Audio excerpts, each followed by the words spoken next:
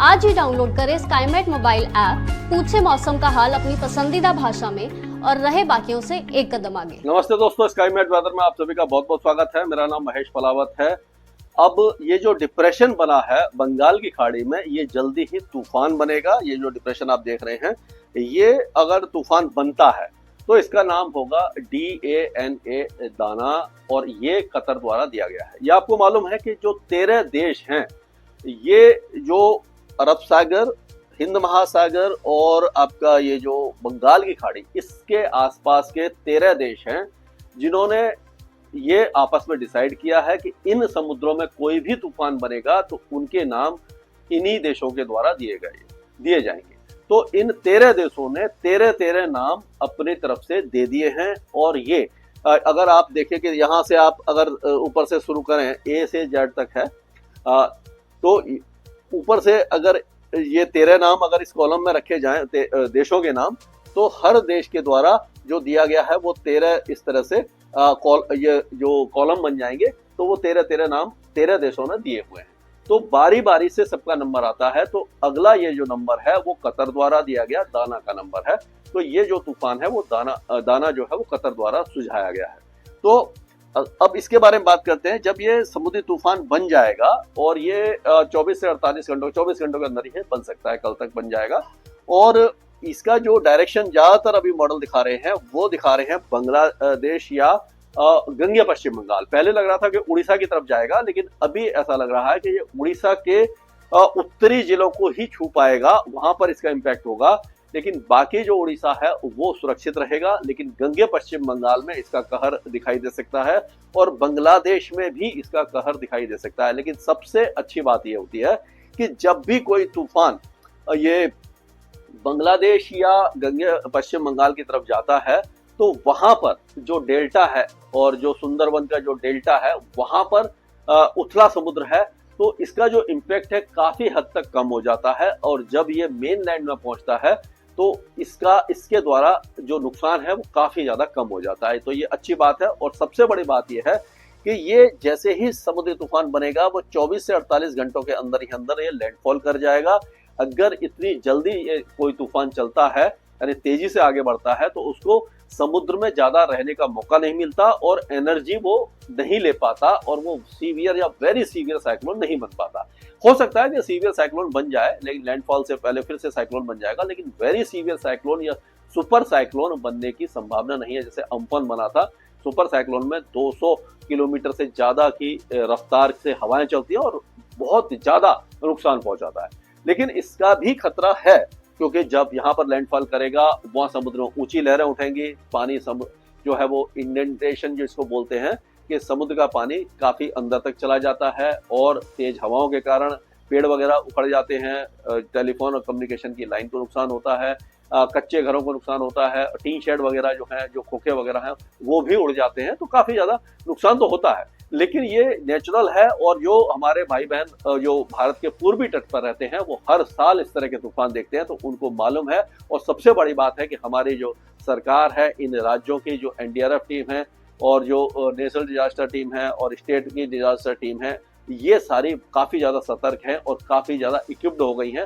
तो इस तरह के डिजास्टर को ये हैंडल कर लेती हैं और जो शेल्टर वगैरह बन जाते हैं। तो मतलब चिंता वाली ज्यादा बात नहीं है, लेकिन प्रिकॉशन लेने की जरूरत है। तो अब अगर देखें तो आप देखिए, ये जो हवा है ये उत्तर पश्चिमी दिशा से आ रही है इस सारे इलाके में। एंटी साइक्लोन राजस्थान पर बना हुआ है, तो ये सूखी हवाएं अब राजस्थान और गुजरात पर जब आएंगी और मध्य प्रदेश में आएंगी, ये देखिए इस तरह से, तो इससे क्या होगा कि इन इलाकों में जो बारिश की गतिविधियां हो रही थी, फसलों को नुकसान हो रहा था, किसान भाइयों को मुसीबत झेलनी पड़ रही थी, वो सब अब हट जाएगी। तो राजस्थान, गुजरात और मध्य प्रदेश पूरी तरह शुष्क हो जाएगा। उत्तर प्रदेश में कोई बारिश नहीं होगी, पहाड़ों में भी कोई बारिश की गतिविधियां दिखाई नहीं देने वाली है। एक चक्रवाती हवाओं का क्षेत्र ये जो पश्चिमी तट पर बना हुआ है, इसके कारण जो पश्चिमी तट पर बारिश की गतिविधियां बढ़ सकती हैं। तो इस तरह का वेदर होने की संभावना दिखाई दे रही है। अगर ये मॉडल देखें इसका, तो आप देखिए ये डिप्रेशन का प्रभाव ये आप देखिए ये दिखाई दे रहा है। और हवाएं इस तरह से जब घूम करके आ रही है, तो ये उत्तर पूर्वी राज्यों में बारिश बढ़ा रही है और गंगे पश्चिम बंगाल में ये आज बारिश बढ़ेगी। और यहाँ पर ये जो सूखी हवाएं हैं इसके कारण ये, और ये वेस्टर्न डिस्टर्बेंस की तरफ है, तो पहाड़ों पर बहुत हल्की बारिश हो सकती है। लेकिन ये जो जो हवा है, ये देखिए घूम करके ये पूरी आ रही है, तो ये सारा इलाका सूखा रहेगा। लेकिन ये देखिए यहाँ पर मर्ज हो रही है, ये सीधी ये उत्तर से उत्तर पश्चिम दिशा की हवा आई और यहाँ से ये पूर्वी हवा आई, तो ये दोनों जो मर्ज हो रही है, तो पूर्वी उत्तर प्रदेश में हो सकता है कि बादल वगैरह छा जाएं और एक दो स्थानों पर 24 घंटे के बाद हल्की बौछार देखने को मिल जाए। लेकिन बहुत ज्यादा नुकसान की संभावना नहीं है, हल्की फुल्की बौछार रहेंगी, बादल वगैरह छा सकते हैं। लेकिन जब से और आगे चलेंगे हम, तो आप देखेंगे कि ये जो असर है इसका, ये आपका बिहार और झारखंड के साथ साथ उड़ीसा के कई इलाकों में दिखाई दे रहा है। लेकिन जो उड़ीसा के उत्तरी इलाके हैं यहाँ पर है, और ये हवाएं जो है इस तरह से घूम रही हैं, तो ये 50 से 60 जो नॉट, इसका मतलब है कि 80 से 90 किलोमीटर प्रति घंटा की रफ्तार से 23 तारीख की रात से और 24 तारीख को ये हवाएं इस तरह से घूमेंगी। तो इस तरह का यहाँ पर रहेगा और पूर्वी उत्तर प्रदेश में भी इसका असर दिखाई देगा। और उसी तरह 24 तारीख या 25 तारीख के आसपास एक नया वेस्टर्न डिस्टर्बेंस आएगा जो पहाड़ों पर गिलगित बाल्टिस्तान, मुजफ्फराबाद, लद्दाख और जम्मू कश्मीर में ये बारिश दे सकता है। अब इसका लैंडफॉल जो दिखा रहा है वो दिखा रहा है गंगे पश्चिम बंगाल के आसपास, तो यहाँ पर, और ये बांग्लादेश के कुछ इलाकों को असर करेगा। तो जब ये 24 तारीख के आसपास या 24 तारीख की रात को जो बारिश की गतिविधियां हैं वो आप देखेंगे कि उत्तर पूर्वी मध्य प्रदेश, बिहार, झारखंड और उड़ीसा, इन सारे इलाकों में दिखाई दे जाएगी। उत्तरी बिहार में नहीं रहेगी, लेकिन हवाएं जो है वो अंदरूनी इलाकों में भी तेज हो जाएंगी। तो इसका असर जो है वो बिहार, झारखंड के पूर्वी इलाकों में, उड़ीसा के अंदरूनी इलाकों में तेज हवाओं के रूप में रहेगा। लेकिन बारिश की संभावना इन इलाकों में काफी ज्यादा कम रहेगी। और उत्तर पूर्वी राज्यों के साथ साथ बांग्लादेश के दक्षिणी इलाकों में भी बारिश रहेगी। और उस समय 24 तारीख के बाद से आप देखिए हवाएं ये पूरी तरह से, ये पश्चिमी हवाएं यहाँ तक आएंगी, तो ये पूरा गुजरात, राजस्थान, मध्य प्रदेश, छत्तीसगढ़ और महाराष्ट्र के भी ज्यादातर इलाके सूख जाएंगे 25 तारीख से।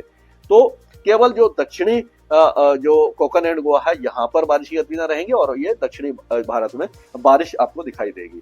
तो अब चलते हैं हम मॉडल की तरफ। ये जो हमारा देश है पूरा, तो हम इसमें देखेंगे कि गिलगित बाल्टिस्तान, मुजफ्फराबाद, लद्दाख और जम्मू कश्मीर के ऊंचे इलाकों में जो हल्की स्नोफॉल और बारिश होगी, ये 24 की रात से और 25-26 को दिखाई देगी। इसका असर जो है वो हिमाचल और उत्तराखंड दोनों में दिखाई नहीं देगा। यहाँ पर बादल छा सकते हैं, ऊंचे पहाड़ों पर हल्की बारिश हो सकती है, तो संभावना कम है। लेकिन ये वेस्टर्न डिस्टर्बेंस बहुत ज्यादा सशक्त नहीं है। लेकिन सबसे अच्छी बात है कि वेस्टर्न डिस्टर्बेंस कम से कम आना तो शुरू हुए। अब पिछले साल तो आए ही नहीं थे। अब अगर ये वेस्टर्न डिस्टर्बेंस लगातार आते हैं तो क्या होगा कि धीरे धीरे इनकी इंटेंसिटी बढ़ेगी और ये नीचे की तरफ आएंगे। अगर ये दक्षिण दिशा में आना शुरू हो जाएंगे तो ये जम्मू कश्मीर, गिलगित बाल्टिस्तान, मुजफ्फराबाद, लद्दाख, हिमाचल और उत्तराखंड के साथ साथ उत्तरी पंजाब और उत्तरी हरियाणा को भी प्रभावित करना शुरू करेंगे। सर्दियों की बारिश शुरू होगी, पहाड़ों पर स्नोफॉल होगा और वहां से जब ठंडी हवाएं चलेंगी तो तापमान गिरेंगे। तो आप मान के चलिए कि दीपावली तक कोई भी सर्दी नहीं बढ़ने वाली है, मौसम गर्म रहेगा।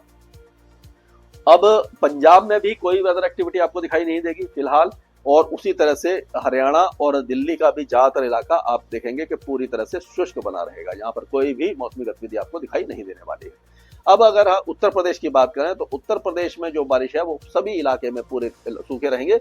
लेकिन सिद्धार्थनगर, महाराजगंज, कुशीनगर, गोरखपुर, देवरिया, आजमगढ़, मऊ, गाजीपुर, बलिया, चंदौली, प्रयागराज, वाराणसी, यहाँ पर हो सकता है कि 25 तारीख को थोड़े बादल आ जाए, एक दो स्थानों पर हल्की बौछारें दिखाई दे जाए, क्योंकि जो जैसे मैं बताया था कि जो पूर्वी हवा है वो यहाँ पर पहुंचेंगी और उसके कारण यहाँ पर कुछ वेदर एक्टिविटी हो सकती है।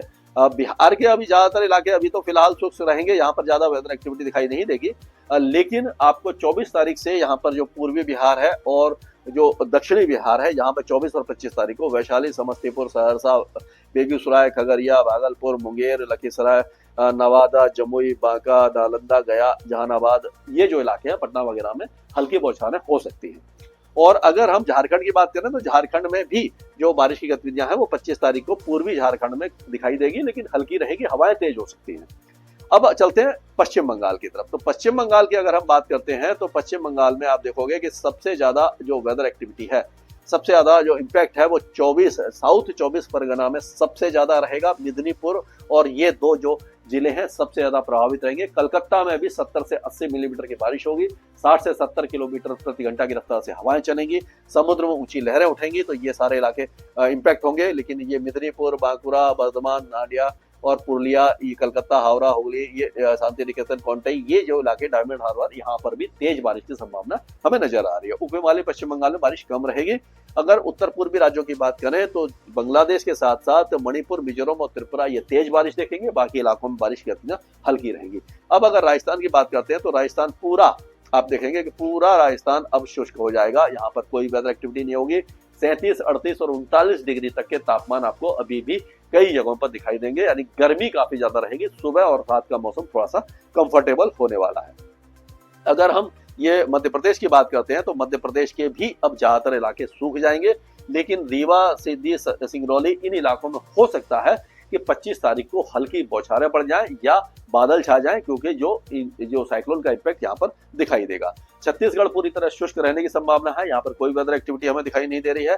उड़ीसा के जो इलाके हैं इसमें मयूरभंज, बालासोर, भद्रक और केंद्रपाड़ा, जगतसिंहपुर ये जो इलाके हैं यहाँ पर साइक्लोन का इम्पैक्ट दिखाई दे सकता है। यहाँ पर तेज हवाओं के साथ साथ बारिश होगी, लेकिन बहुत ज्यादा हैवी रेन की संभावना नहीं है। 30 से 40 मिलीमीटर की बारिश हो सकती है। बाकी जो, क्योंकि हवाएं इस तरह से तेज चलेंगी, पूर्वी और ये उत्तर पूर्वी जो हवाएं हैं वो पूरे जो अंदरूनी उड़ीसा में यहाँ पर भी तेज हवाएं चलेंगी। 40 से 50 किलोमीटर की रफ्तार से हवाएं चल सकती हैं, नुकसान की आशंका नहीं है। और अगर हम गुजरात की बात करें तो गुजरात का मौसम अब सूखने वाला है, यहाँ पर कोई वेदर एक्टिविटी नहीं होगी, तापमान बढ़ेंगे और गर्मी बढ़ जाएगी।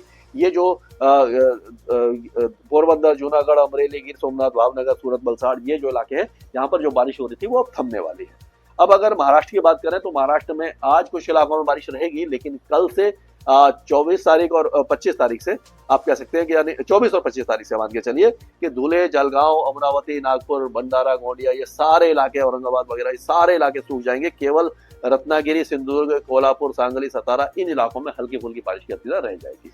और अगर तेलंगाना की बात करें तो तेलंगाना में भी ज्यादा बारिश नहीं होगी, दक्षिणी तेलंगाना में हल्की बारिश हो सकती है।